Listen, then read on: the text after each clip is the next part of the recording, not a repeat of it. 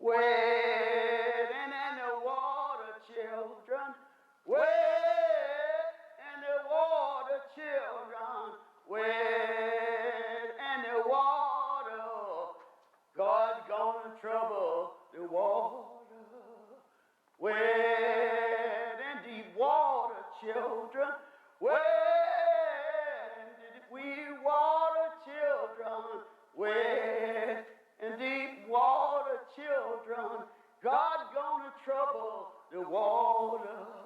We sometime up, we sometime down, we sometime almost level with the ground. Wade in the water, children. Wade in deep water, children. Wade in the water. God's gonna trouble the water.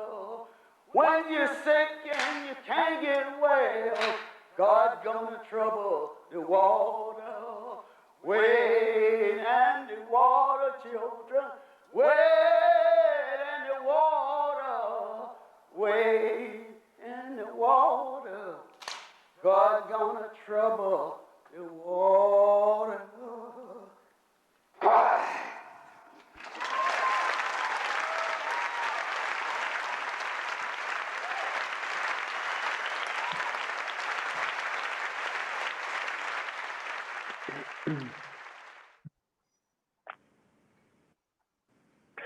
Good evening, everybody. Good evening. My name is Ikenna Azuike, and it is my pleasure to be your host for tonight's conversations and musical performance. I'll be leading our conversations together this evening with this year's Holland Festival Associate Artist, a man whose work you just watched in the short opening clip we showed, dancer, choreographer, artist, and activist. It's none other than Bill T. Jones. Now, as some of you may know, Holland Festival's theme this year is In Pursuit of the We.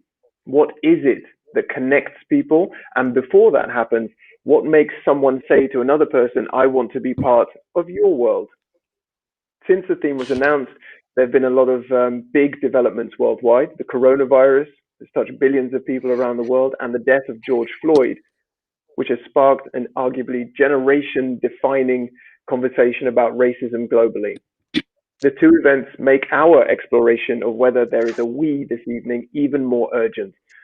And Bill and I will be exploring the we with three Dutch artists whose own bodies of work tackle the we in the context of gender, ecology, and race. Now, this is an interactive event, everyone, so we welcome you to ask questions. If you're watching via YouTube, please leave your questions in the comments section underneath. And if you're watching from the Holland Festival website, then just send us questions via Twitter. And the hashtag to use is hashtag is there a we? Okay, is there a we? Tonight's conversations, as I mentioned, will close with a musical performance, a musical statement, if you will, from an improvisational violinist, Yannick Hivat. Do we have Yannick? Can we say hello to Yannick? Is he online? Wait. Yes, hello. Hello. Yeah, hello. Hi. Yeah. So you'll be improvising a piece based on all of our conversations. Is that right? Yes, I'll be tuning in and tapping into the energy of the conversation and try to translate it into a musical, coherent piece. Okay, thanks. Thank you very much. I'll be sure to keep checking on you, so make sure you're listening. You can't even leave for a cup of tea, nothing. Yeah. Okay? No. I'm here. I'm here for all of it, for sure. Okay, enough of me talking. It's time to hear from Mr. Bill T. Jones himself. Sir, welcome. Are you there? Hello. Hello. Hello. Hi, Bill. Yeah. Yes. I think it's important to say a few things. I am not enough to ask the question. We are, as a human species, a we. We understand that. My question was framed in an ironic way, in which an artist or a poet would ask the question: if you, as I have been raised in a world wherein we saw Martin Luther King saying, we shall overcome, or as government is based on the notion of we the people. I have lived in such a world with so much pain and division people that as an artist, I was asking the question, could I really even believe that I belong to a global humanity? So that, just to be clear, that is to my other panelists tonight, that I understand that what I'm asking is a poetic question, but it has social and political ramifications. Yes. Mm-hmm. And maybe it's also good, Bill, to give some background on why you tonight wanted this conversation to be with other Dutch artists and overlapping areas of gender, ecology, and race. What was your thinking behind that? Well, Deep Blue Sea, the work that is the reason that I'm there in Holland, I should have been in Holland, was a large work that to start with three different ideas. One was the loneliness of being a man, a black man in a white car, being a black American, a man in a world where there were lots of black people being shot and killed, but also a person who wants to believe in something and universal, and he wants to be part of that. As a matter of fact, we are all God's children, is what I was to believe. And this man who starts this piece, Deep Blue Sea, was departing from that. There was the character of a small black boy, as represented in Herman Melville's mid-19th century classic, Dick, someone whose name was Pip, who was the weakest person on a whaling ship, and he gets abandoned in the ocean. And when I read that book, again, actually, one or two times, I was particularly struck by the fact that I did not remember Pip. So the second section piece, which in a way responds to what this talk is what I call the raft. And it was about artistic practice. It was about the place wherein ideas meet the world, and oftentimes that in the flesh and bones of my company. The last section, of course, was to have 100 people who would all come forward bravely in Amsterdam and say, I know. They know from their gut. So the first section is now represented by a beautiful video called The Problem. The second section we call, with my collaborators at Holland Festival, called The Discursive.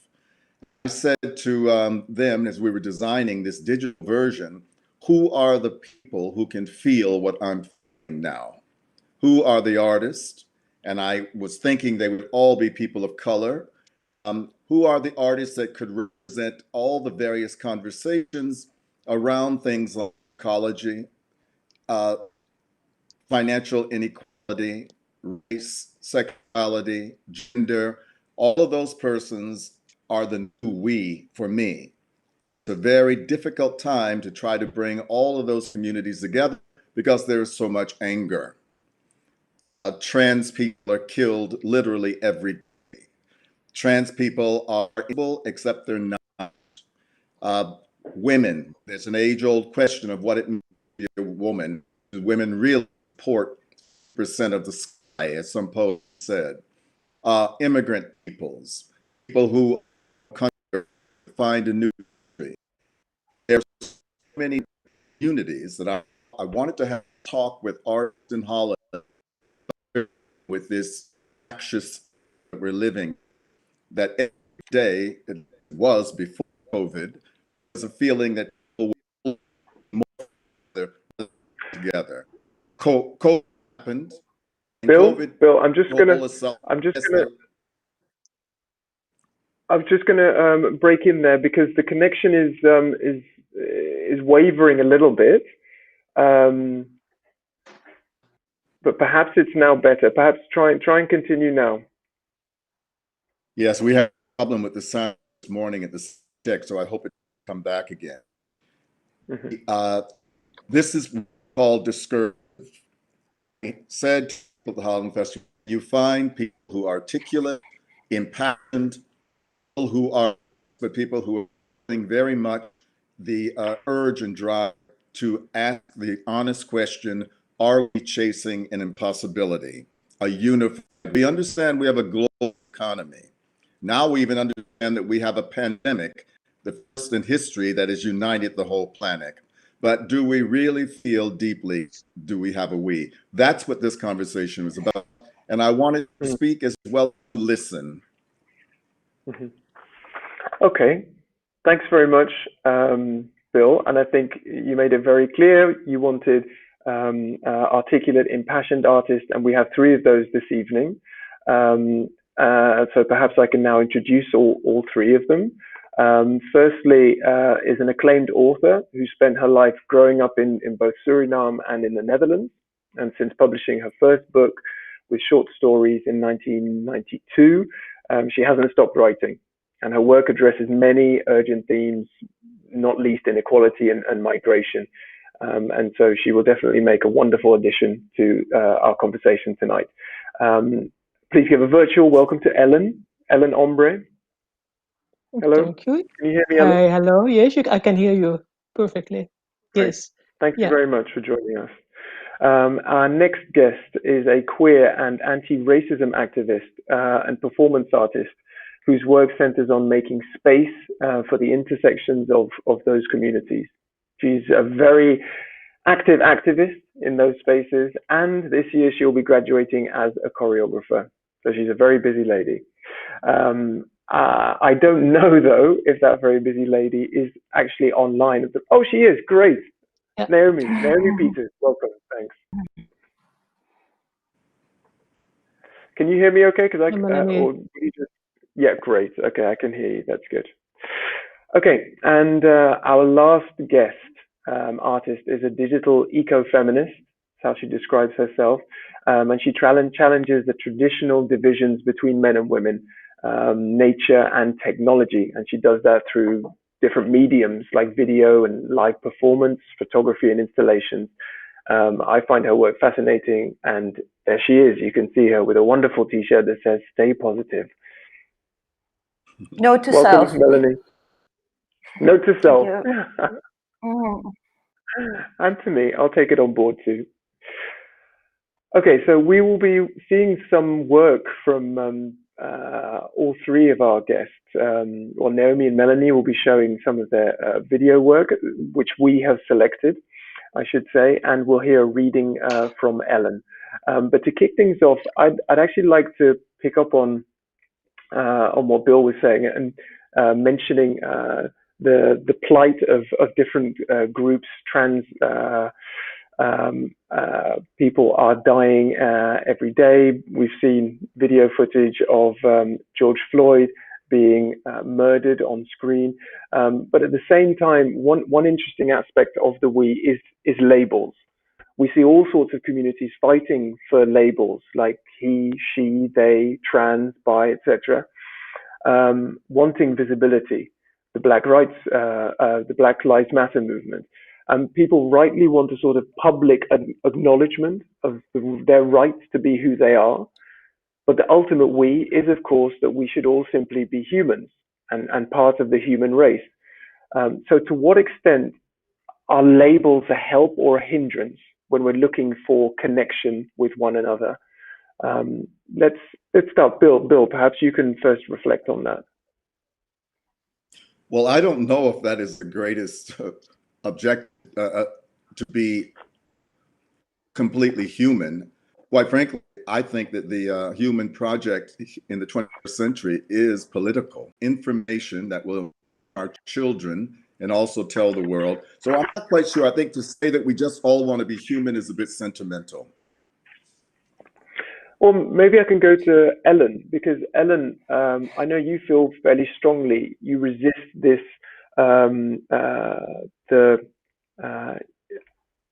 racialization. How did you put it, Ellen? Perhaps you can reflect. Well, you know, I happen to be in a biblical state of mind suddenly, the Old Testamental, the Old Testament in mind, because when I was taught about human, it was, of course, the creation of God, and when as a child, when I was a believer, and I think this is one of the most confusing things nowadays, because I wonder where, to begin with, where does racial fixation comes from? Why would we be racially fixated in blacks and whites and etc.? And I was raised with the story of the curse of Ham, this awful story. Well, it really struck me as a child, and nowadays I can see what the fruits are of this story. Because not so long ago we had this apartheid in Africa based on the justification of the story of Ham, and even in America, some Protestant pastors still used it as well as the justification of etc. Do you And understand what I mean? Ellen, the story of Ham is that Ham's sons were cursed to always be slaves. No, Is that yeah, not only not all the sons. There was the sons of Canaan. They were cursed to be slave of slaves, and let him be to his brothers and doomed to a life of servitude. It's in the Bible. So if we're talking about all the kind of icons and uh, uh, subjects, I think it's very important to go back to the Bible and to find out what the influence has been of this kind of education Mhm. for certain people. And I wonder what Bill thinks about that. Even in Uncle Tom's Cabin, there is a passage where the curse of Ham is between the lines. But Ellen, can you hear me? Can you hear Yes, me? well, it's a little. Yeah. Yeah, I can hear you. Yeah. Yes, I was going to say that that's why I am. Yes, the piece starts with me alone and doing Martin Luther King on a dream backwards. That's Mm-hmm. true. There's a racial Yeah. setup, but I think Yeah. that how do you take the story of Ham and make it speak to trans experience, immigration, brown people, exploitation of the North with a lot? How that story, that myth, actually, this is what I wanted to. I think there's a trap when we get into American civil rights and it's about Black people. Yeah. Black people, it's a very important thing, but there's a trap because the argument actually should be more mature right now. And that's what leads us to these, what I call sentimental constructions. We all just want to be human. Well, what does that really mean? Do we all want the right to be fed, educated, histories are respected, our going away from the Bible, what you do with your private parts, you can change your gender, all those things. How does the story of Ham, that myth, how does that Mm-hmm. address this conversation now? I'm going to read just a tiny little part of a book about the eighth development. If we talk about the story of Ham, talking about the story of Ham, we shouldn't leave Africa apart. The whole the major part of the continent is in poverty. There are terrible things happening there, and I can't.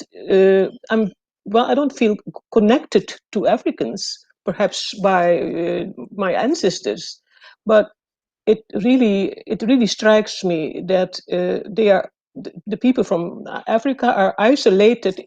They don't participate in what in what's going on in Europe or in America at this time. They are left out. It's a And how does global. that link to the story of Ham, Ellen, in your view? Uh, well, it's linked to the story of Ham that it seems that Africa doesn't want to become what the Europeans, for example, with all their aid that they give to African countries, it doesn't become what the Europeans want them to become. And there is such a poverty there in Africa, and there's no education, and we can talk about Black lives here in Europe, but we're living in a fool's paradise if you compare it to Africa. Okay, Do well, you understand what I mean? let me bring in Naomi at this point. Naomi, what's your view? Is it sentimental to and overly sentimental to focus on to think that we can all just be human, we can all just get along, or are labels important? What do you think? You hear me? Yeah, go ahead. Yeah.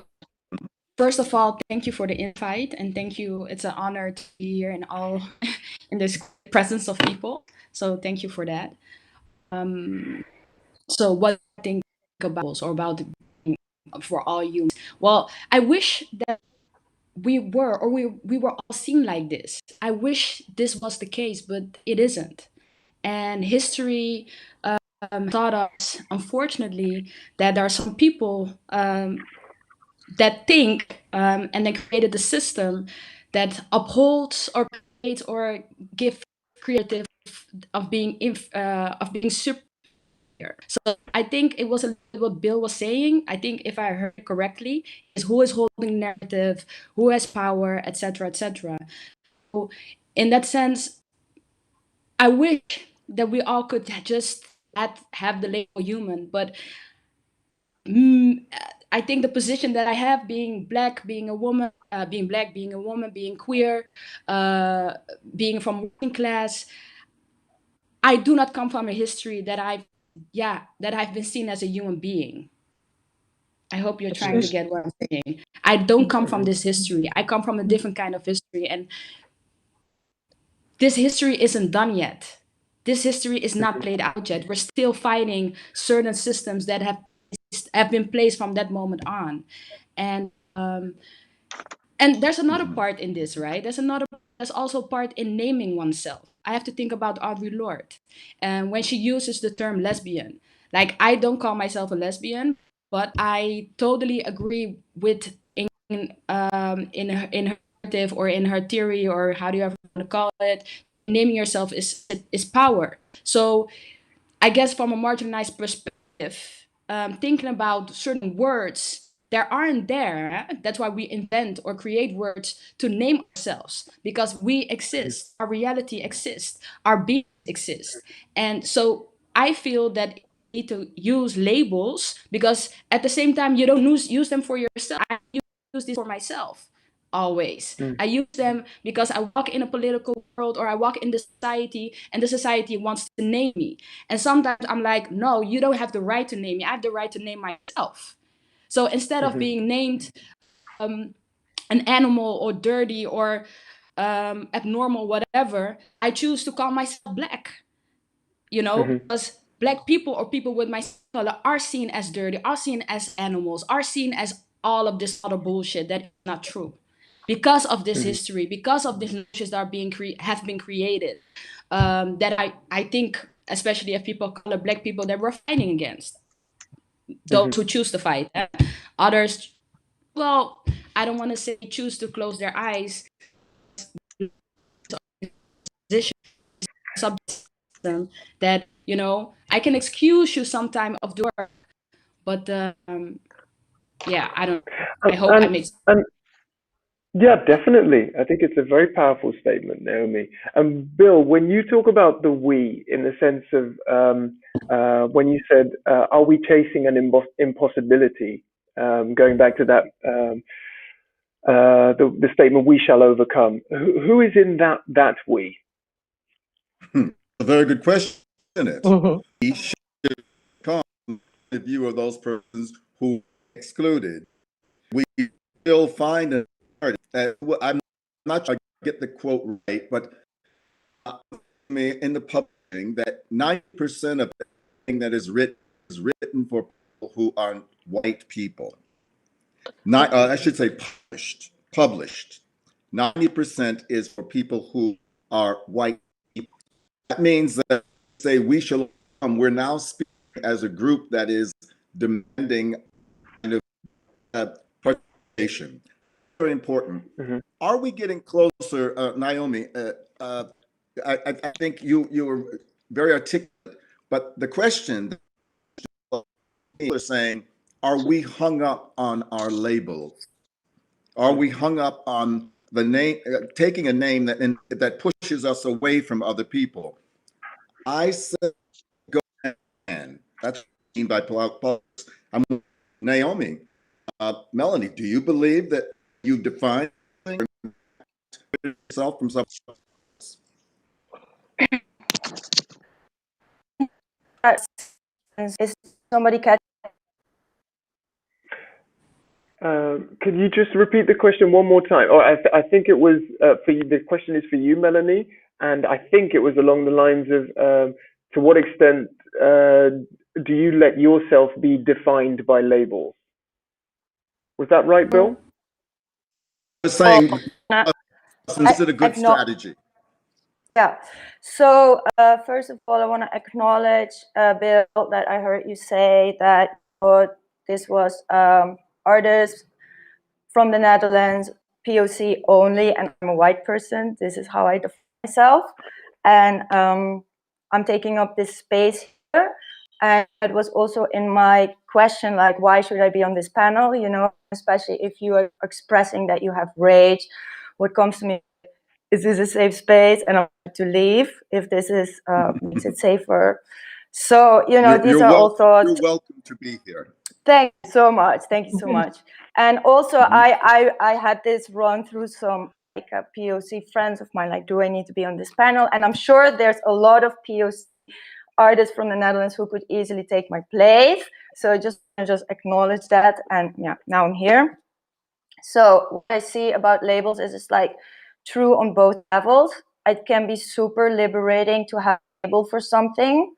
And I think now we live in a period that there's a lot of new naming coming up for a lot of subtleties. And in terms of, for my personal interest in gender, also how to build up new relationships. Like we have so much conventionality about, like, we have a love relationship, family relationship, a friendship relationship, but there's so much more entanglements and complexities in bonding, which I find really liberating to be named. And so something can be extremely. On the other hand, naming something can also be a temporary state. You know, like maybe now we are saying, I'm a white person, you're a black person, but maybe when we're in a corner together, you know, we are momentarily one because the context has changed. So for me, this is very much related to the situation and where we're at this moment. And I think it's both true and it can be both powerful. I'm interested to hear what you think, Bill, because excuse the pun, but you seem more black and white about it, as opposed to accepting the kind of fluidity that Melanie's talking about. I am, I'm, like I said, into this artist with a premise, and the premise, there are we. You have to realize that every one of my companions on Zane was a white. I live with Bjorn Am, who is a French man. So I do hear what you say. There is some that sweet moment. We are and we listen to each other. We don't know where our begins. That is a very high experience in the human experience. I'm trying to make work that actually is maybe not always at that level. It's actually talking about talking about thinking. And like I say, I believe it's political thinking. I've never put it away. Does that make sense? I'm all right. Yes. I believe that we disappear when we are in love. But there is a point where we have to appear. Yeah. I guess for me, it's more the statement that you're interrogating this "we shall overcome" speech, or rather this segment out of the gospel song, and I'm just curious as to what extent labels can help or hinder us in trying to in trying to achieve that that we and that overcoming. But let me move on now to I think a Just point for a that minute, are you sure. saying should we give attention to language? Yes, give attention to language. I think children should be taught that there's a way to talk about women without calling them cunts or bitches. There's a way to talk about gay people without calling them fags, what have you, trans people. Language is a tool that civilization uses so that we can get along, we can understand. So I understand that language is important and naming things is important. And so I'm just yeah. Oh, I've just got the message, Bill, that it might help the connection if, unfortunately, if you turn your camera off, because hearing your input is so valuable, and you're breaking up so much. It's quite hard to follow sometimes. Okay, all right, I hear. We had this problem earlier. Let's try. Now my I don't know where that button is to turn off I think if the camera. Sounds familiar. Yeah, the camera icon. Yeah, well, it's not popping up because I'm on a computer. Okay. Unfortunately, not like the. Please. Well, miraculously, your sound is actually a lot better now. I don't know if it was just the threat of turning you off that improved your connectivity, but you're actually sounding good now. Okay, but I wanted to go to reflect on Melanie's introduction. And this, Melanie, I felt as though the energy I felt was that you're very much walking on eggshells at the moment, because this is a very sensitive time that we're living in. And I'm curious to what extent I do that as well in relation to different areas. When it comes to talking about gender, I feel I kind of walk on eggshells as well, because I'm not sure I'm as sensitive as I should be to all of the issues. And what do you think, Bill, about this? Or Naomi, let's go to you first, Naomi, about this fear that walking on eggshells, being worried about making mistakes. To what extent is that helpful in pursuit of the we? Oh, sorry, Melanie would like to say something first. Yeah, I do feel like I'm walking on eggshells. But I'm hyper aware, of like being checked in with myself and how to show. Yeah. Thank you. A very heightened state of awareness. That's. I feel like that can be healthy, but artistically, perhaps it can also be a kind of a new sensation as well to be so. It can push you in a different direction, and maybe a healthy direction. But nevertheless, I'm just interested to know what the rest of you think. Naomi, perhaps you can start. But what is then the question? Melanie rephrased it. Well, it's about trying to connect with people and find the we with this heightened sense of awareness, which I think in your daily life you don't have. It can feel unnatural, and trying to create art with that same heightened fear of awareness can be unnatural, I think. So but what do you think? Well, I cannot speak, of course, from that perspective of being on eggshells, or because I really don't feel this way.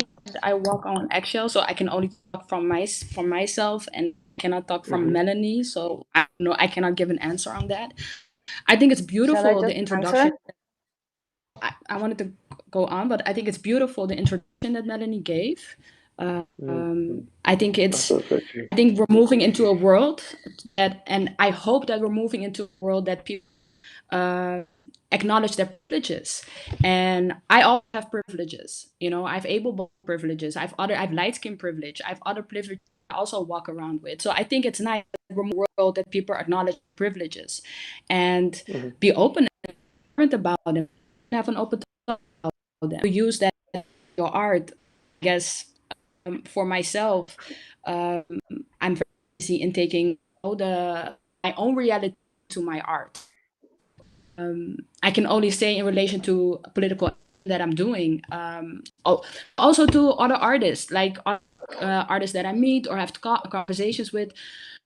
I've met people that said I will never use a black body on my stage because I don't know how to work. I don't know how to work with the political norms around them. So I will never use a black body. What do you want? Do I solve your own problems around that? Like, I personally myself cannot do a lot with that. I can only do my work and keep going, and so yeah, I don't know if this answers a bit your question, but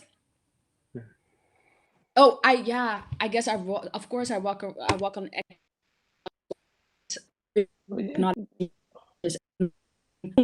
space and the people around you, and yeah. Yeah, Melanie, did you want to say something? You had your hand up. I feel like I can refine it a bit more. So I think there's so much guilt, of being white and being black, and especially coming from the Netherlands, basically is a country that created modern racism. There's too much a willingness to action, and then there's a lot of confusion about how to do this because I have never experienced racism. I only noticed that I'm white when I was 20. A lot of things that I don't know. So what I'm practicing is just to show up and learn and listen, and that's why I'm present in this panel. And I'm willing to make mistakes and also take a punch. Like just to have a thick skin. Like okay, and now let's move through that part. Yeah. I want, if I could come in just for a moment and say two things. I'm sorry that the sound is breaking, but first, in defense of the panel, I was concerned to find Dutch artists that were first engaged in issues such as ecology, such as feminism, and then it would be really good if they were people of color. It was not an in requirement. I hope you all heard me. That's very important to say. The second is, and I hope that I have not in any way shut out the voice of a thoughtful novelist, because artists should be free. Artists should be free to be assholes. Artists should be free to make mistakes. Some of the best artists I know were people who were horrible people. Let's be clear in our correctness that we don't kill that flame, which is to we should never control it. Should be. That's loud and clear. Ellen. Yeah, I hope I heard it well, that you were in search of black artists who could participate, give answers on the question you asked. But why black artists? Because isn't that a way of segregation also? It's a very quiet one, but still, because But I was not only looking for black artists. I was not only. I wanted artists passionate. In the States, there are people of every stripe who are able to speak. It would be good in Holland. In my mind, is a country that still feels white. And bring me in as a black man, I wanted to feel that I mean that it's a very good to my concerns. Yeah, it's such a pity. I can't understand you well because this sound is really awful here. Yeah. But the thing is, go ahead, Ellen. I really try to listen well, but I feel very fenced with the idea that I have to be, that I should have been focused on black artists or black writers. I think they are good writers or bad writers, and I don't want to be fenced in. I don't want to be a female, a women writer, or a black writer, or whatever. What I try to reach is that it's so important. Education is so important to know as much as possible also about, well, what I just mentioned, the question, where does racial fixation comes from? We have to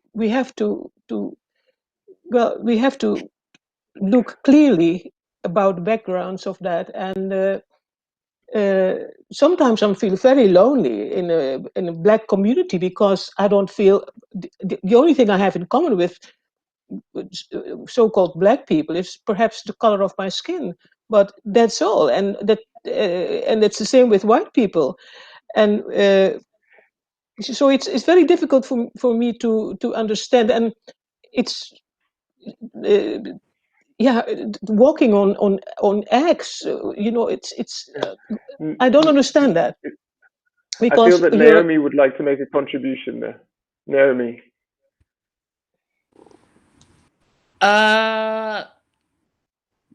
Well, everybody has their own experience, right? That's the only Of thing I course, can yes, say. yeah. I feel very much black. I'm very proud. But how does it feel to feel black? What does it mean to feel black? What is that? Oh, we could have a long conversation on that, because that's I guess an ongoing answer. That's something that I cannot, like, I can give several answers. I think the term black has had also different connotations through the years, right? Through different struggles. But I guess being black is something that's rooted in oppression, at least to me. Also You rooted know what? in strength. Yeah. So Wait, the reason sorry, why, let me finish. Let me finish. yeah, Let me finish, yeah. please. It is rooted in strength. It is rooted in power. It is rooted in healing. It's a much that I can even give words to. But I know that history that I come from, the term black is something I carry with pride, but also with that I know that it's an ongoing question, struggle, answer. Something I also approach.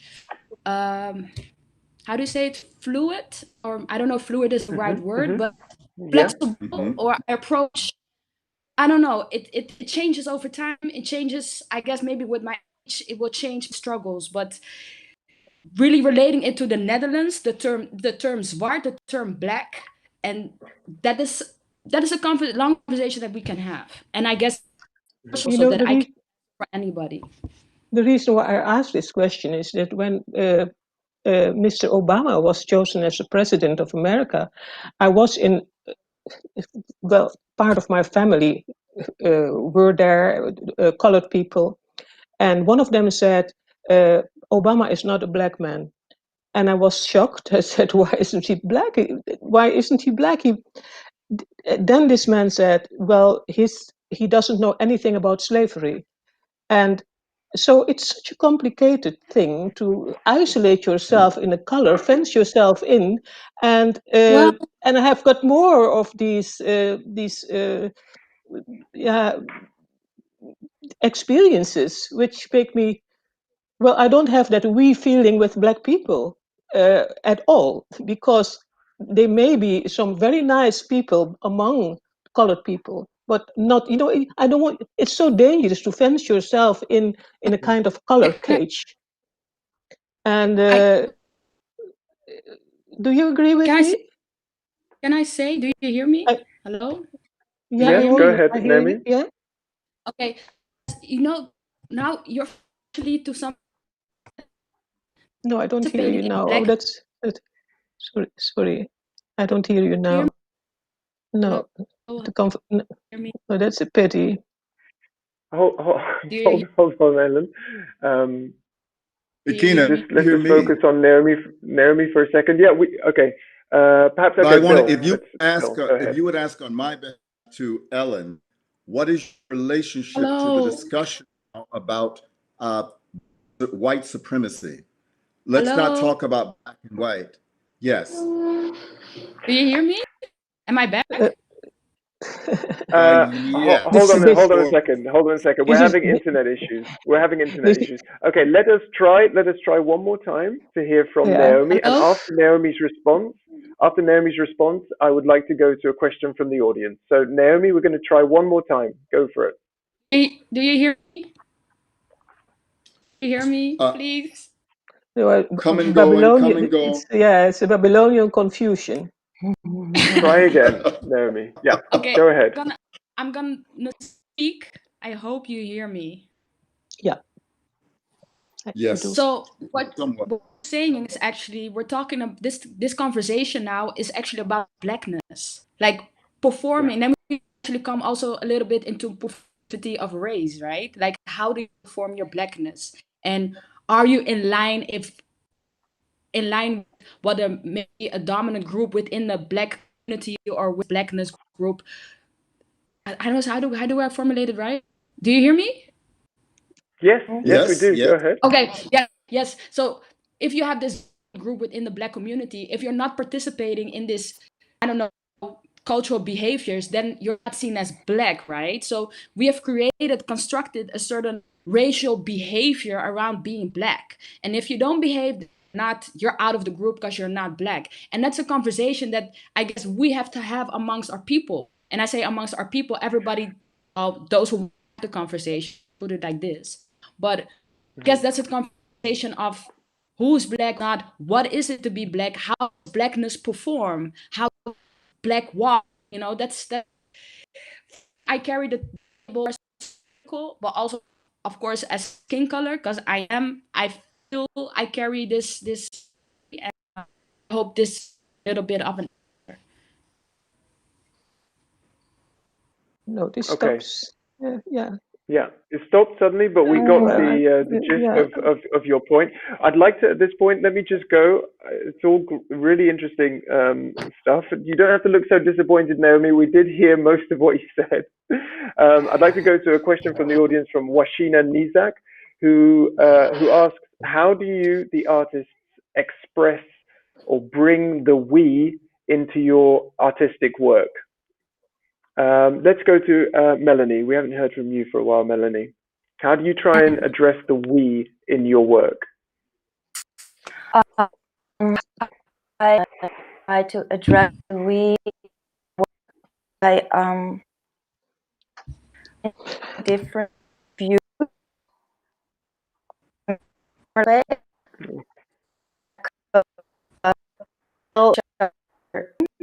So I'm afraid. Are you hearing me? Yeah. No, we're not. You're quite broken up as well, unfortunately. Do you want to try one more time? Because I heard you just at the end there quite well. Okay. So what I'm trying to bring in is like a lot of what we call reality around a certain subject. So if there's different, brings it back to personal. And within that, I hope is different views and opinions that we have, that there is some unity with the even to a blueprint. Melanie, unfortunately, you're breaking up too much, sadly. Yeah. Oh, it's just so. Yeah, perhaps we can best answer Washina's question by actually showing some of your work, rather than. Can we do that with the technical team? I know we were scheduled to do. Can we jump ahead and show? Great. Okay, I'm getting a thumbs up. Let us show a piece out of Melanie's work. And Melanie will hopefully be able to talk to us about it afterwards, depending on internet issues. And I must stress that this is a piece that as a fragment out of a piece of her work that we selected. But let's run that. So the movement for Black Lives, or Black Lives Matter, is about ending state-sponsored violence against Black and brown bodies. And a lot of attention, rightfully so, has been focused on police violence and mass incarceration. At the same time, we can't forget that the top 5 killers in our community are actually diet-related illness, and that heart disease, obesity, diabetes, and even depression and learning disabilities, which are diet-related, disproportionately affect communities of color. And it's not an accident, which is why we don't like to use the term food desert, because that implies a natural biome or something inevitable. It's really a system of food apartheid, this deliberately created system of discrimination that relegates certain people to an unhealthy life and others food opulence, where they have the privilege to go food at all times. In the neighborhoods that we serve, a young person can have a few dollars in their pocket and go to the corner store, the bodega, and get hot Cheetos and Takis and blue drink, but they definitely can't get a salad or even a sandwich or a fresh orange. And what that causes in our community is a perpetual state of unhealth. So the young people experience malaise and lethargy and inability to concentrate. We have early onset diabetes. And the elders are constantly struggling with their medical appointments and medical bills. And a community that's sick actually can't resist. It's a very poignant clip, given the times that we're in, Melanie. And I'm interested in a broader sense as well. To what extent does ecology, and that's you are an eco, a Dutch eco-feminist, that's how you describe yourself. To what extent can ecology give a voice to marginalized people? Well, specifically to this film called Nocturnal Gardening, it centers 4 femme identifying people that run community land-based practices. So they are activists around land rights or animal rights or food rights or social justice. And this one that we saw now is the Soul Fire Farm, and it's one of the 4 characters in the film speaking. And I think the characters of the film are chosen because they all contribute to weaving together ecology and community in a way that is sustainable and for a long time can provide more healthy relationships to our environment. And the people in the film are chosen because I feel they're all like super brave pioneers and really fighting for an alternative culture. And this is really what I would like to bring forward. And another thing that is always very touching to me is that all these people always communicate with the people they least agree with, or that least agree with that. So always like extreme communication skills of being able to communicate with persons agree with. And another thing is they're fueled by spirit, something that is also not part of the culture I grew up in that sense. So an access to source and a guidance that is bigger than our human state. And I think that's why they have the strength to do this work. So I think you raised a really interesting point there, Melanie, about how you pick these people partly because they have conversations with people they least agree with to try and communicate their concerns and their struggles. And it makes me think of the kind of a difference, I guess, between Naomi and Bill's work. Naomi, your audience is very much in the public. You don't like to perform on stage at all. Whereas Bill, you are very at home on stage, and that is your theatre. In terms of the audiences that you both attract, there's a real distinction there. And how does that again help achieve or establish the we? Well, I purposely started with the video clip that showed you.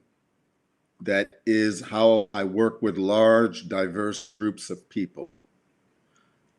I then, Janet Wong, my associate, led my mother's singing in 1990, I believe 94, over this.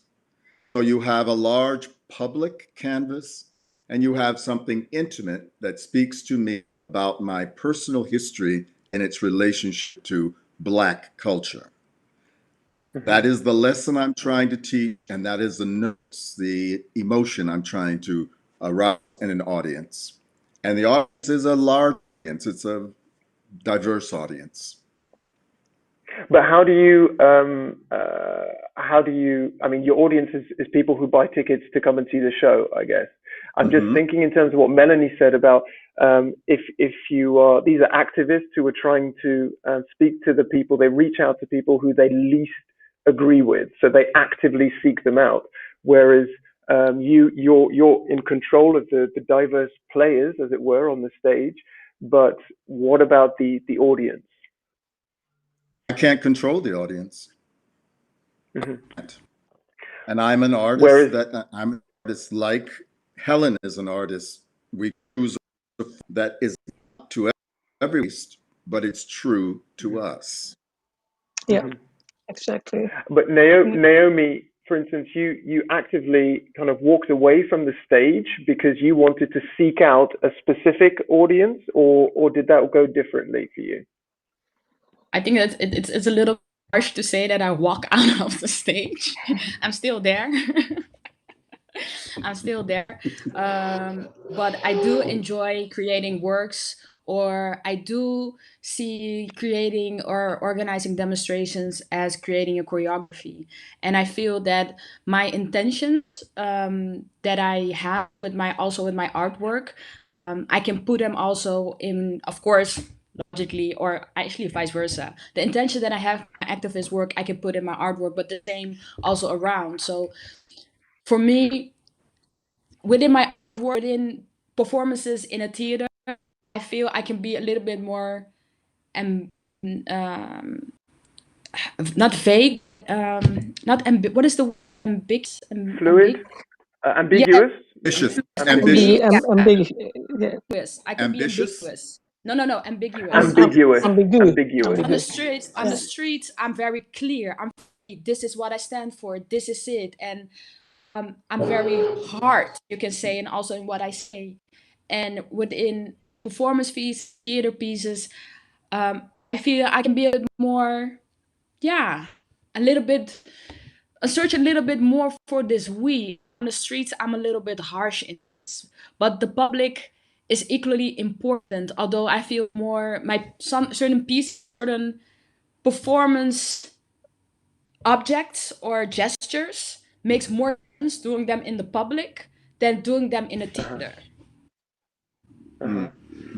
That's more to do with the impact and the intention of certain choreographical pieces of artworks. It has to do with, because I would imagine that every art that you create, or you create it maybe with a certain intention. At least that's how I approach the things that I do. I create it for a certain intention, for a certain space, for a certain context.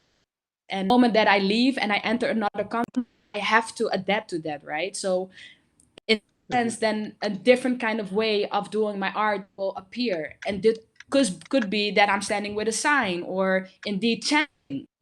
Also a lot.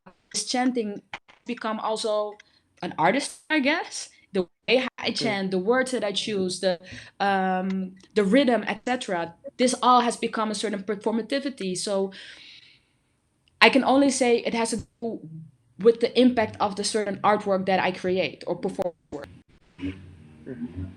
And Bill, have you ever experienced that you've set out on a piece to create a piece with a particular intention, and as it's being performed, or that intention has morphed into something else? I don't know what panelists know about my work. Do you ever hear called Still Here? Yes. Piece, sorry, that's directed at. Has anyone heard of Still Here? I've read on it. Okay, well, that's good enough, I suppose. Still Here was made in a way that you would recognize, Naomi. I traveled around the country, communities, working with diverse people, telling them about the nature of survival in the face of life-threatening illness. It was this is, and then we took this information. Sometimes it was things people said, was made into songs, movement that people made, non-professional movers. We brought those movements to our dancers, made a real, oftentimes divided people because they said art. They said that this work was made to make people feel bad. Powerful critic, do not go to see this work. It is there to manipulate you. She did not see the work and she wrote about it. People are still talking about it. If anyone would like to see it, it's called Discussing the Undiscussable, New Yorker magazine. It's a very famous article. So you see, I thought I was making a piece that was free of politics, racial divide, but in fact, the world heard this piece, became a thing that people thought about. That's what you mean, Ikenna. That's not the only example.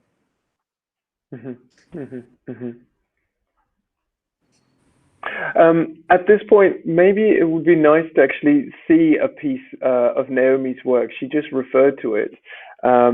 So I would like, let me just, can we do that? Can we go to Naomi's work out of her piece entitled Timeless? Let's run that clip, please.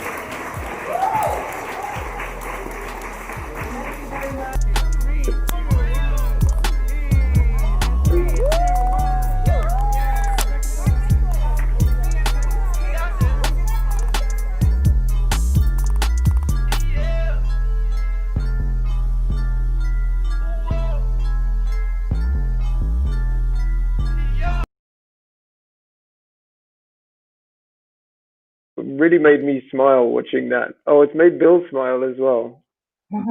Yay! I don't know what intention to make us smile. No, it isn't. Yeah,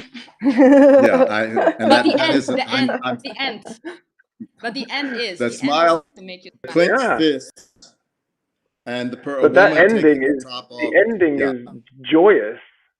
I thought that ending was joyous. But talk us through it a little bit, Naomi. So the piece is called Timeless Demonstration, and it's really to do with the fact the timelessness of our struggle and fight. When I was making this piece or thinking about this artwork, I was thinking about creating an artwork that, like, felt the weight or the tiredness of standing every time with a different sign, every different demonstration. So thinking about the Women's March, thinking about the anti-racism march, thinking about Pride, thinking about, the climate march. I was like, damn, I can create a for every struggle. But also how all our struggles are connected. And the other layer that we have been fighting them for so long. Like, damn.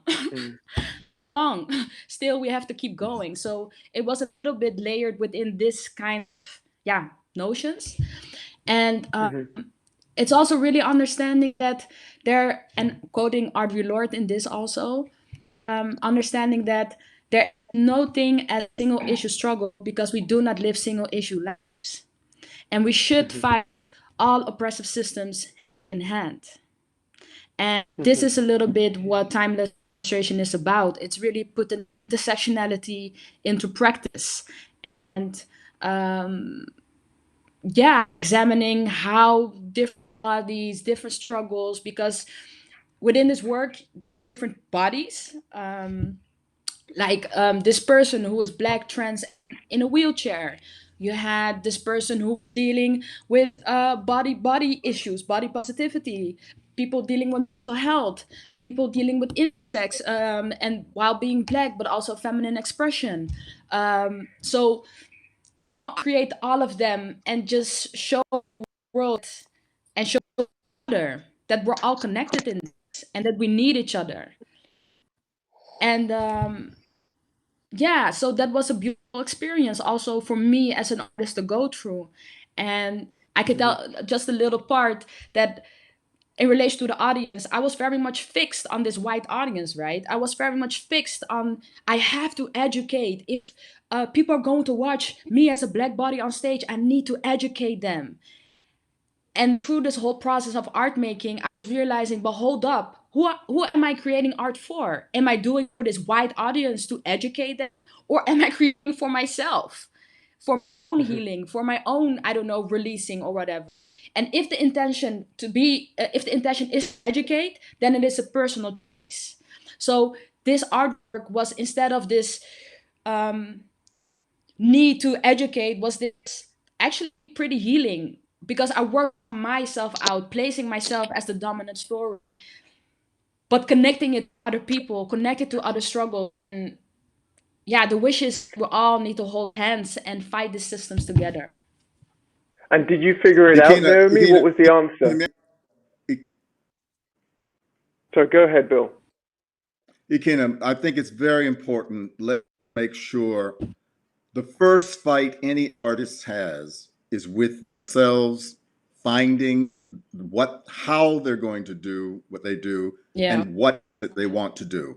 So before we get out fighting the world or anything, artists have to deal with their form and their talent. Just for the record, and I do think it gets used sometimes with, and I say this respectfully, Naomi, sometimes people confuse political protest with art. And I would say that, I know it sounds like a snob, but I must say the first fight is always with myself. Exactly. True. I agree with that. I had I'm still on a journey, I guess all are, but I totally agree with that. I totally agree. It still is a big fight with myself. And but I think it's a beautiful fight because it makes me grow as an activist, but also as a performer and as a choreographer. So I'm enjoying the fight with myself. It's ongoing and probably it will stop when I'm dead. But it is true. And Ellen, stay alive. Yeah. Yeah, sorry. Ellen, you were agreeing with Bill when he was saying the fight is with yourself to start with. It's not even a fight. Writing is such an individual thing. I'm doing it with myself, and I'm writing for in the first instance for myself, not for an audience. I don't think about who's going to read the book, and I don't even read the critics, because it's and is there a we? That's what is important to me. And of course there is a we, but it depends on my mood. Sometimes I feel very. Why? Who's laughing? Yeah, Phil. Oh, But I well, was too. no, I'm Because I serious think, about. I'm I can serious. I'm understand it. serious about that. Please, Because please. sometimes it depends on how I feel. It's something like,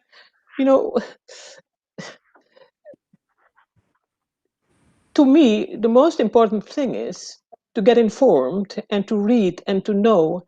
And I can't just lie down and suffer, and blaming and claiming. One of the reasons why I went to Africa is that a lot of Surinamese people are rooted in Africa, and I wanted to know the secret of what happened in slave trade, not in slavery, in transatlantic slave trade, because it was awful to me to realize in the 80s, when I was traveling there, that the African people had a very important part in the trade, and all the time I didn't know that. And then I started to read without blaming or claiming, because one of the people I really admire in the way he took distance of everything, explaining things, is the philosopher Kwame Anthony Appiah, who is partly from Ghana and partly English. And I don't say black and white, but because it's beyond black and white. So I would love everybody to read his work. He can explain certain things about the we, about identity, etc. And But Ellen, do you see no distinction between the examples of intra-African slave trading and the transatlantic slave trade when it comes to the kind of social and economic power structures that kind of sit above both experiences? Do you see them as exactly the same? no, it's not exactly the same. Nothing is exactly the same. There are three parts. Slavery still exists in Africa. Forms of slavery, the fetish slavery, for example. You know what a fetish slavery is, of course. That means that if your family there can be a curse on a family, and then you can offer one of your daughters to a fetisher, and then the family will be healed. You know what I mean? Mm-hmm. You know that. Well, that's one of the examples. But I cannot talk here about certain subjects of discrimination, because I have the load of Africa on my shoulders, and it's a terrible load. And so before, of course, I don't want to get involved with white people. A friend of mine who committed suicide, Anil Ramdas, called certain white people white trash, and then he was banned in Holland. How could a brown man said that? And there was a whole thing about that. But I don't cope with certain white people. I don't cope with certain colored or black people. It's an individual thing. Yeah. Okay, let me go to a question that's come in from the I public. think it's very. Oh, sorry. I think to help very important that we just go back. Yeah. I think that we got sidetracked talking about black when we be talking about white supremacy. Mm-hmm. White supremacy is the thing right now that the world is developed in. Is something I think it's very important to think about that in the supremacy. Yeah, sorry, I didn't hear the last sentence because the connection is not all the. Can you please? White supremacy. White Yeah. supremacy Yeah. is what we should be talking about. Mm-hmm. Yeah. You hear? I suppose. Yeah. Yeah. Yeah. Yeah. Well, don't you think that this part of what comes from the Bible and the curse of Noah, son, Canaan, and that still white people think that they are better than non-whites? No, it's a. Yeah. This is the lie. This is the lie, Ellen. I'm trying to understand. We have all white, black people hypnotized by a lie. It's White supremacy. That's what people now are marching about. mm-hmm. It is the we healthy attachment we. So let's okay. What is person to make sure the conversation knows that we're talking about not black people. We're talking about white supremacy. Supremacy. Yeah. Yeah, but I think Bill, Ellen is saying, Ellen is trying to understand the root of where that feeling of white supremacy comes from, and for her, it goes right back to Bible stories, and for me, I know there are also incidents of the transatlantic slave trade received its blessing from the then Catholic Pope Nicholas V, I think it was, who said Exactly. Yeah. who gave it a kind of moral justification. And whiteness in general has been used by Christendom.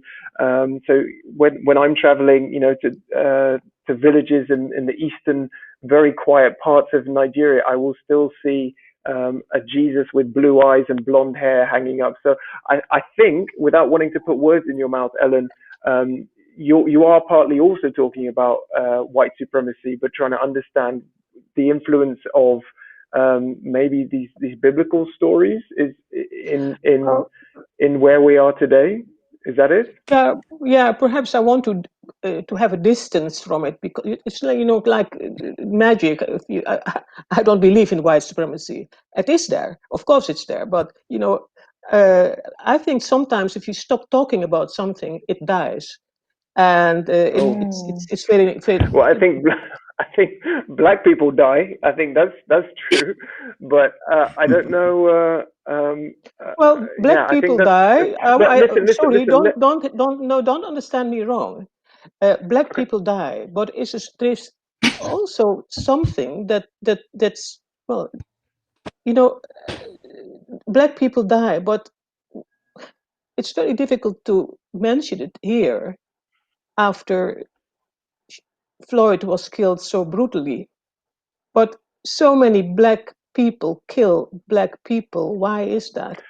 So many white people kill white I people. think Why I is think that? I think the statistics are there though, Ellen, about the kind of the the rate at which black people are being killed more than white people, and at least in the States, the rates are very disproportionate. I know. The rates of incarceration are also massively disproportionate. And then we're not even just talking about the number of black men and women in prison. You're also talking about the interactions with the police, for instance. So every time you have a single interaction, you're caught in a system whereby you may not go to prison, but you'll have to fill out court papers, you'll have to pay a fine, you'll have to I show know. up Yes. and submit your. So all of these things make that conversation, I think, not comparable, like really not comparable at all. Like to start talking about white on white crime, or black on black. But let me just, unless someone wants to say something, I'd like to take a question from the audience. But Bill or Naomi or Melanie, we haven't heard from you in a while, Melanie. Can we talk about the arts, please? Yeah. No. Yes. I want to see, the consolation to me and a solution for certain things is But that's creating let me tell you what I want to tell is to create and make things that can change the world, and it can be in art, in dance, in but it's also in music, and if I think about the position of whites in America, I can't leave out the influence of Black people on American culture, and I want to hold on, keep that as as a consolation. And of course, I know everything about as far as people can know about it. I know that there's a terrible discrimination in the U.S., in Africa, even in the not only Netherlands. the U.S., not only the U.S. No, even not in the U.S., in Africa, Helen, and why in has the this become, Netherlands. Helen, why Yeah, has this Ellen. become an Ellen. international phenomenon? Why has it become international? Why? And Yeah, people around the world talk about it. yeah. What has it revealed around the world? And I say it has revealed a tradition of white supremacy that is a hallmark of modern civilization, quote. That is what I think we're really talking about. Yeah. But I guess that's what white supremacy does, right? That's how it works. People think that it's not there. It makes people I think that don't it's say completely. I don't no, I don't say that it's not It's a there. general. It's a general comment that I'm making, because this is what I guess white supremacy really good. It's drenched in our systems, but also in our thinking. It's drenched in so much. I think a lot of Not us in mine. people come. Again, it's No. drenched in all systems, also in the system that you're living in. If you're living in the Netherlands, that you're living in a white supremacist system. Done. The Netherlands is based, the Netherlands grew up in this, and the Netherlands works like this. That's what we're fighting. That's why also people in the Netherlands are getting killed. The IRS, the Belastingdienst have been ethnic profiling for years. And probably maybe you did not get caught, or maybe you did and you don't know about it. Maybe Okay. you were for a job interview. Maybe you were not Well, how do you know may I interrupt you? I worked as a medical no social more. worker for a long time, and I know Well, a that's lot of good. these That's problems. good. But And that's one but experience. But again, you have multiple experiences. Your whole life. Coming to the 80s, my mother also in the 80s to the Netherlands, or my dad also in the 80s. They tell me stories of racism. They tell me that they were the first in certain cities where they lived as Black people coming from the colony. Still colony. Still colony from the Netherlands. So to deny that, to say I'm not, I think that's really, well, I'm not going into that because that's your own opinion, but we are living in the system and you're also living in the system. We're all implicated by it. Whether well, as being Okay. okay. On this note, hold on, Ellen. I'd like to take a question from the audience. Let's not forget them. No. This is the question is about how to find your place in this discussion, especially if you're white or Black or mixed race. When is your voice valuable, and when should you be quiet? Melanie, what do you think? I feel like you're someone who's very conscious and aware of exactly that question. Well,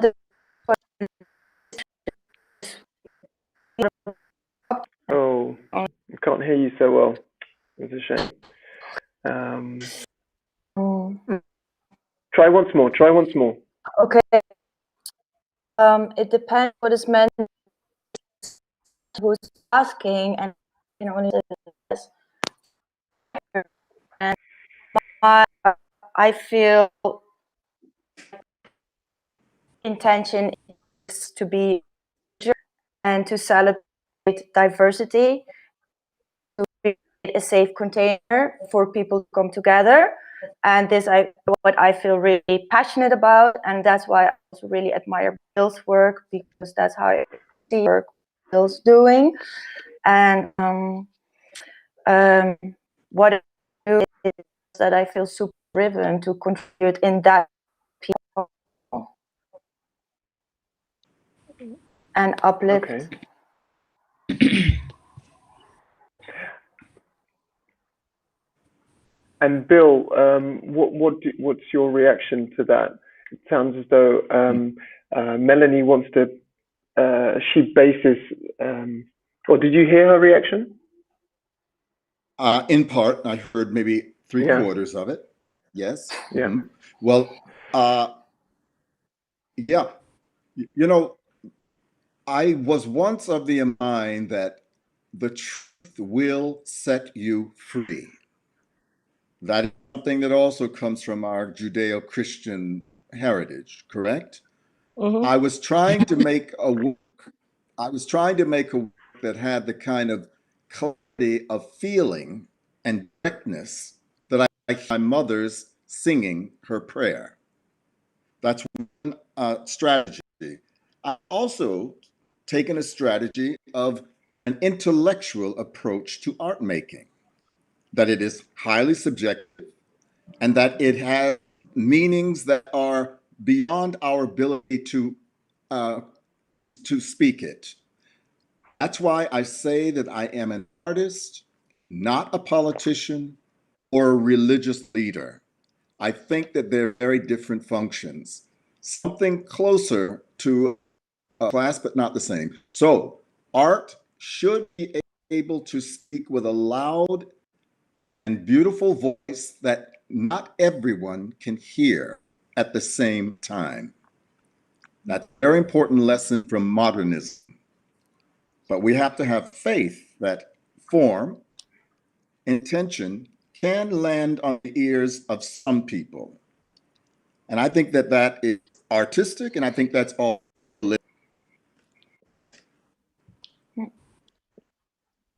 I agree. All right. Me too. And I would like to add to that in a good art piece, there's a layer that can speak to this person, but not to this person, but to this person, but not to this person, and bring responsibility of how this is perceived back to the audience. Mm-hmm. Yes. So, what is it about artists that allows them to have that radar that that does that so that you can achieve that? I don't know. I don't want to put myself in the same category as any of you, but what is it that you have as artists that is able to achieve that kind of effect? Do you think? What sensibility do you have? I would be particularly interested in the most classical artists among us, Helen. Mm-hmm. Take on. What is there? And then I would like to hear one of the more radical people speak about it. What is it that gives you your direction, Helen, and Naomi and Melanie? Yeah. What gives you your direction? Where does it come from? A deep inner thing, deep inner self, you know. And I lived for a long time. I'm privileged because I was born in Suriname with different kind of people, and I had a opportunity to travel. But I think that the Sudanese background was very important to me to become what I'm now, and still it's like a well I'm using, because it is like a microcosmos. It's like the world in a nutshell. And but so many things happened in my personal life that gave me the it's not for nothing that I'm talking the way I'm talking now and having a distance from certain things. Not so long ago, I lived in Suriname, and I'm sure that a lot of people who are very, very militant here, Sudanese people, wouldn't dare to live there because there's no opportunity for artists, etc., etc. So it's very complicated to be so sure, like the way Melanie is, you know. Naomi is. Naomi. You're so sure about where you're standing, but I don't have that. I don't have that any longer because I have seen that the world is so complicated, and sometimes people ask me, "Do you think black or do you think white?" Because you look so sophisticated, and who are you? And then I'm so happy that I knew that there was a beautiful woman called Gertrude Stein, and once somebody asked her, "What's your identity?" And then she said, "You know, when I come home and my dog smells me and recognizes me that I'm me, that's my identity." And I learned a lot about about people like her, but just by reading, but also seeing beautiful things. In the 80s, Bill, I lived in New York, and I was very, very impressed of what was happening with you, with the people around, not around you, but you were with. And I learned a lot about it. I learned about a lot about looking at gender, looking at homosexuality, looking at color, looking at who I am. I educated myself, and I had a chance to do that, but I had a choice to do that, and I choose for that choice. I choose that. And so if I go to Africa now, I've got those experiences in Africa also, that people say, "How can you be from slavery? You're descended from slavery. You look so like you are, because we were only the poor people we sold to the whites." And I learn from everything. I learn every day, and etc. etc. I hope this is the answer to your question, because it's not so easy to just. I had better write about it than talk about it sometimes. I think Naomi, I think I could probably guess that there justice is one of the things that make sure. But is there also a deep person similar to what Helen is talking of? I didn't completely hear. It's a little bit up. If I think I got it, is it a little bit similar to what? I think where does your direction come from, apart from the accent? For me, I guess can of course totally relate, because it's something deep down, right? That comes from within, that has to just come out. Sometimes I don't know, feeling it. It's my belly. Sometimes I even have to cry thinking about it. It's like an energy within me that I'm hiding, or I don't know, something has to come out, and then the art making process happening. It's sometimes something I had to spill out in a certain way, right? So there is some drives, like my piece, the piece that I never gave birth to because Corona happened. So I was busy with a work that's called Ancestors of Today, but in Papiamentu, so in the language that I'm native to, also the culture that I'm native to. So my parents come from Curacao. It is still a colony, you can say, from the Netherlands, and we speak Papiamentu, one of the languages. And within this, so the title of my work is called Ancestors of Today. And this work was very much related to Curacao, of me being there, but also connecting to my ancestors, connected to new stories of history. Like, I learned so much about being there, about the history that I didn't know about. And indeed about the complexity, Ellen, indeed about the complexity of being from a former slave island, right? That has a slave heritage. So where do you come from? I don't know. I know I constructed many different people that were there, and let me finish. But there were people that were there, so I know I'm constructed of a certain history of multiple people that I don't know. I guess I call myself black today. But anyway, it is so the information came from there, right? Just being on the soil, being connected to different stories, hearing about them, being in the sea, even touching the sea. That all informed my piece that I never gave birth to, and hopefully after Corona, I will give birth to this piece and show the world what I discovered. But yeah, and sometimes But it's a response to the world around me. Sometimes I really have to respond to the world. All this injustice and all this, I feel I need to respond, and then urge come. They're like, no, I need to respond in this way. That. now, Okay, but don't you think thank you, don't Naomi. you thank you so much, Naomi. But don't you think that we are very, very blessed with all the burdens we carry with us? Imagine you would be on a hill in Tyrol, and the only thing you would do is yodel. You know, the yodel culture and the cuckoo's clock.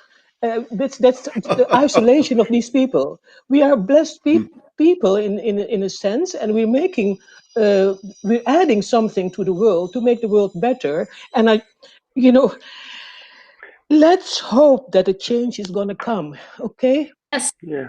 that's the only thing yes, I But we can shall do. overcome. that is the question, Ellen. I think, to what extent? I mean, it's nice to say we're adding things, but to what extent is the Black experience allowed to craft, for instance, in Europe, the European identity? I don't know.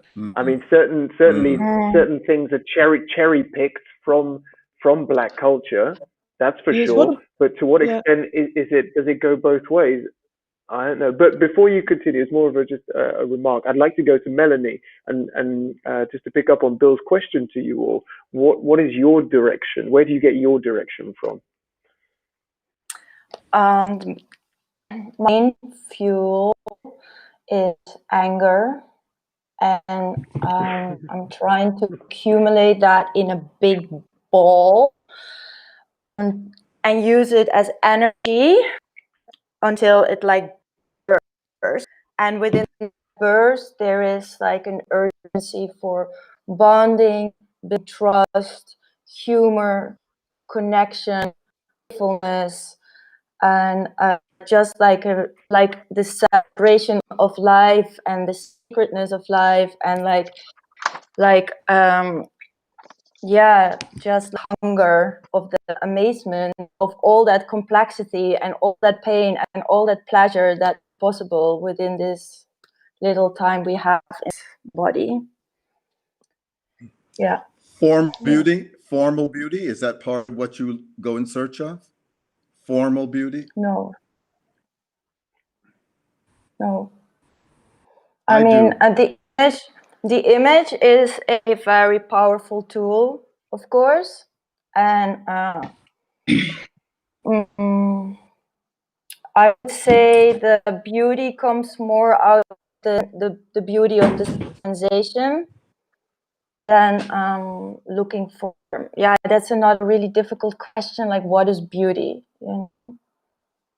But it's more. I'm more looking for an intensity than like the word beauty is not really on my palette. Really interesting. Yeah. Really interesting. Yeah. Yeah. Because I think the thing that struck me about watching or looking at some of your work, Melanie, was I love the playfulness of it, but how everything had a function, a purpose. Like the furniture people sit on is uncomfortable, or not necessarily uncomfortable, but it's a particular shape that people aren't used to. So everything is like provoking an experience from the person who's in the installation, for instance. Yeah, super interesting. Okay, listen, guys, I'd like to go. Yeah, sorry. No, what I want to add to that the main motivation to create the piece like that is that we position the body in a different way in the space than we're used to, and by that just creating a new system of norms as well, and the way we respond to a certain direction or situation. And so this is more like the way of thinking, and of course it's nice if it looks pretty. I'm not going to deny that. Beautiful, I am not a little pretty. bit into fashion. I love fashion. Hello. Yeah. Are we going to hear Super cool. read? Hear Yes, Helen's that's what reading? we're going to hear now from Ellen, and briefly discuss that, and then we're going to go to Yannick. But go ahead, please, Ellen. Oh, thank you. Ellen, I should say, Ellen is reading a piece from her autobiographical Journey. book journey, travel journey through Benin. Ja, West-Afrika. De arts was uitgezonden door een katholieke medische organisatie. Ze hoorde tot de generatie die was opgegroeid met de hongerbeelden van Biafra op de televisie in een tijd dat de kijkers daar nog niet aan gewend waren. In haar werk volhardde ze in een houding van belangeloze deugdzaamheid en ze viel als vanzelf terug op de gedragslijn van de nonnen, de pleegzusters en de jungle-dokters die haar waren voorgegaan. Ze maakte lange dagen en verrichtte soms 2 operaties op 1 dag. Ik was getuige geweest van zo'n chirurgische verrichting. Het betrof een liesbreuk, een kleine ingreep, maar voor de arts was dat routinewerk. De patiënt lag op de operatietafel, toegedekt van de hals tot aan de enkels toen ik het operatiekamertje betrad. Zijn ogen waren gesloten. Hij leek in diepe rust. De uitsparingen in de groene linnen lappen lieten ruimte voor de onderbuik waar een insnede was gemaakt. Ik stond aan het voeteneinde van de operatietafel. De dokter toonde me zichtbaar in haar element de verschillende huidlagen. De Beninese operatieassistent bette het bloed dat rode leek in het groene veld van het operatielinnen. Toen bewoog de grote teen van de man. Hij opende de ogen en keek me aan. Zijn gezicht vertrok van pijn. Hij beweegt, fluisterde ik, voyeur, verbijsterd. Ik opereer met een lokale anesthesie. Dat werkt niet in de diepere huidlagen. De patiënt voelt het zeker, zei de dokter. Ze kon geen narcose toedienen. Haar kennis schoot tekort. Er was geen geld voor een narcotiseur. Zij moest zich behelpen. Deze mensen, zei ze, hebben een andere pijndrempel dan wij. Spreek voor jezelf, dacht ik. Jouw wijgevoel is het mijne niet, maar ik zweeg lafhartig. De wind speelde zacht door de glazen jaloezieën van een kleine vertrek dat naar een mengeling van bloed en ontsmettingsmiddelen rook. Toen werd het zware canvaszeil van de operatiekamer opzij geschoven. Het was... Wat is godverdomme mijn water? Waar is godverdomme mijn waterpomp? Tang. Het was de echtgenoot van de dokter die op zoek was naar zijn gereedschap. Hij verdacht de operatieassistent, maar die was monddood met een steriele mondlap voor en had zijn handen vol aan tangetjes en een schaar. Toen nou, zuchtte de arts hardop. De voeten van de patiënt bewogen onrustig. Trage zonnestralen beschenen zijn gezicht. Ik zag zijn blik, die als een laserstraal mijn ogen doorboorde. Die prentte me in. Je bent erbij en kijkt ernaar. Je bent medeplichtig. Je ziet lijdzaam toe in je westerse kleding met je gelakte nagels en je gestifte lippen. Je bent erbij. Thank you very much, Ellen. Okay. Thank you. Thank you. And why did you choose that passage? Because of the way in that passage, the doctor said that these people, these Africans, has a different kind, a different pain threshold than we have. She wanted to connect with me, but she was talking about the patient, and I felt more we with the man than with her, if there was a we. And this scene made such an impression in my life. The way people want to incorporate and exclude others.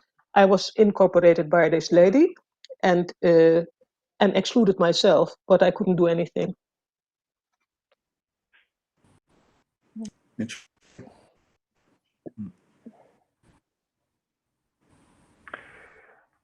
Okay, thank you very much. Guys, it's been a wonderful evening. And as I mentioned at the beginning, we have an improvisational violinist, Yannick, who's been listening to our conversation, and he has prepared a piece off the back of that, and he will be. Hi, Yannick. Hi. What are your impressions of the last hour and a half, or hour and three quarters? Oh, we can't hear you. Okay, good. Sorry. Probably, are you able to hear me now? Yes. Okay, great. Oh, yeah, it's been hard to sit on the sidelines because it's been a very interesting conversation. Very interesting conversation. Very interesting things that have been said. Also, in truth, some. But yes. Oh, I missed that. I want to hear that bit. In truth, what? Oh, I'm saying there was also some things being said that got my blood boiling, but it's been a journey, and thankful Okay, to well, have been. I hope, like Melanie, you're able to capture that rage, that blood boilingness, and translate that into the piece that you're about to play. Well, I'll give it a try for sure. Okay, let's hear your piece, and then we'll have a final word from Bill. For sure.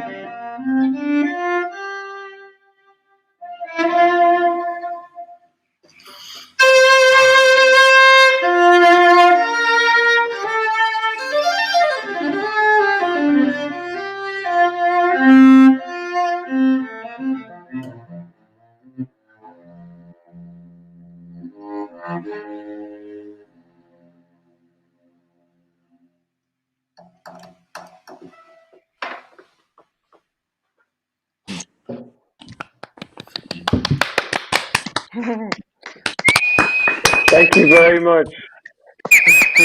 You're welcome. You're welcome. Thank you very, very much. Took us on a journey. Thank you, Yannick, for joining us. Welcome. Thank you. And let me say that was beautiful. I heard history in it. I heard heart.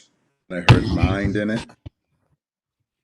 And I want to quote myself. I say, art making is participation in the world of ideas. And I also want to say that art does for me what religion traditionally did, which is to organize a seemingly chaotic world. Today, with my 3 sisters and you, my brother, I feel that we are a family, and we've had a hell of a dinner time fight. But evidence of the fact that we are of a community. We're a community that believes in ideas, and we can fight because we will not kill each other. That's what artists should be doing. I'm convinced now there is a we. My heart goes out to all of you, my sisters, and to Ikenna. Lovely. Thank you very much, Bill T. Jones. Thank you, sir. Thank you. And thank you to all of the guests who joined us today. Thank you, Ellen. Thank you, Melanie. Thank you, Naomi. Artie. Bill's doing a little jig. Bill's doing a little jig. Oh, that's Melanie. No, that's Naomi. Yannick, take us out. Yes. Take us out. Take us out.